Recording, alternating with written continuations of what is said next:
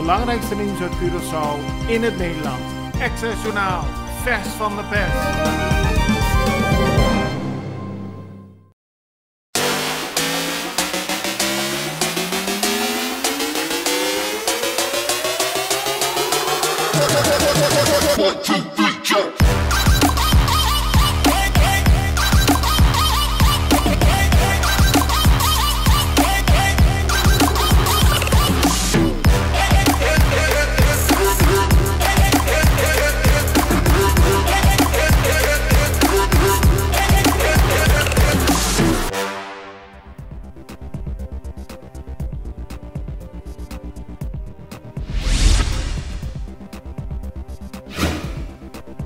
Er is sprake van een negatieve situatie binnen het politiekorps op Curaçao omdat de verschillende agenten afwezig zijn. Dat stelt politiewoordvoerder Imro Zwerver. Het gaat om mensen die veroordeeld zijn, mensen waar naar onderzoek wordt gedaan. Ook zijn er verschillende agenten vervroegd uitgetreden en enkele agenten zijn al lange tijd AO. Volgens Zwerver heeft het negatieve gevolgen voor het functioneren van het politiekorps. Minister-president Pik Pisas, tevens minister van Justitie, stelt dat er grote plannen op stapel staan om de politie voldoende mankracht te geven.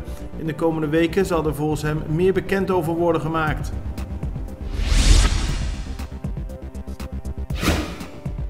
Er zijn meer dan 100 openstaande vacatures bij de SDKK-gevangenis. Dat zegt directeur Ernie Floran vandaag in de Extra. Het gaat om bewakers, maar bijvoorbeeld ook om koks of sociaal werkers.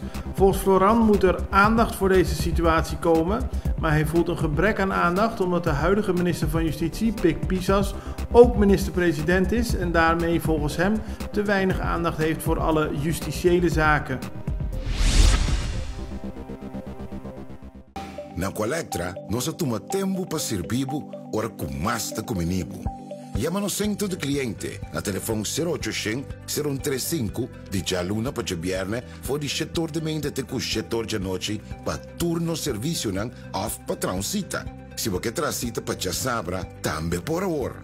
Por escolher para trabocita, riba aqualectra.com e aproveitar a mesura, põe o documento na cerca para visita cerca nós, vai mais fácil.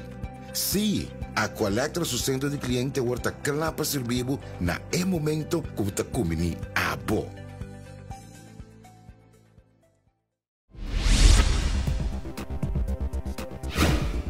Binnen de Curaçaose brandweer is al lange tijd ontevredenheid over de huidige arbeidssituatie. Samen met vakbond APVO hebben verschillende leden van de Curaçaose brandweer een ultimatum gesteld aan minister van Justitie Gilmar Pik Pisas. Ze willen antwoord hebben op vragen die volgens hen al lange tijd ronde doen. Het gaat onder meer over dagdiensten, overtime en andere arbeidsgerelateerde zaken. Ruben T., de bedreiger van artsen Jerry Semper, Izzy Gesterbloed en Esri Duits en ook de politici Eugène Ruggenaat en Gilmar Pik Pisas stond gisteren voor de rechter. Volgens het Openbaar Ministerie heeft hij doelbewust opgeroepen tot het doden van sommige mensen in de samenleving, omdat hij het niet eens is met het huidige COVID-beleid. T. verklaarde gisteren tegen de rechter dat hij heel veel spijt heeft van zijn daad, dat hij niet verwacht had dat de voice-app die hij heeft opgenomen zulke gevolgen zouden hebben. Momenteel krijgt T. psychologische hulp.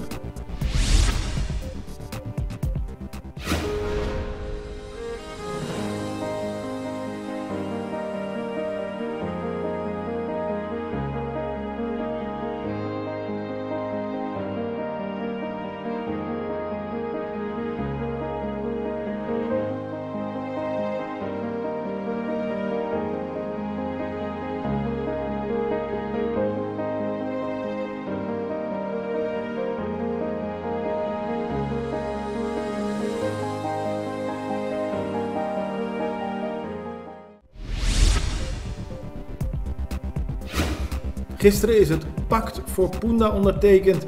Daarin staan 35 concrete acties om Punda weer bruisend te krijgen. Het historische hart van Curaçao verdient beter, zo stellen de opstellers van het Pact voor Punda. Als enkele concrete actiepunten voor de korte termijn worden genoemd het aanstellen van een citymanager, het handhaven bij vervallen vastgoed en verwaarloosde objecten en het creëren van een discotheek in Punda.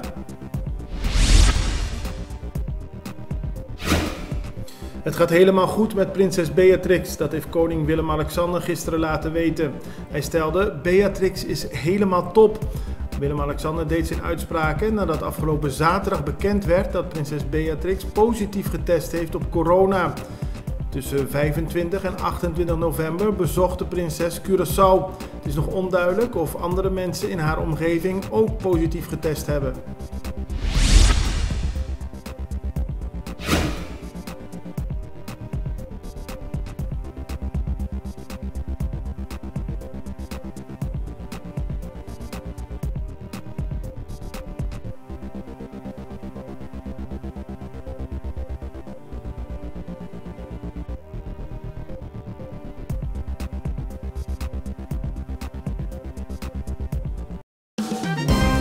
Het belangrijkste nieuws uit Curaçao in het Nederland. Extra Journaal, vers van de pers.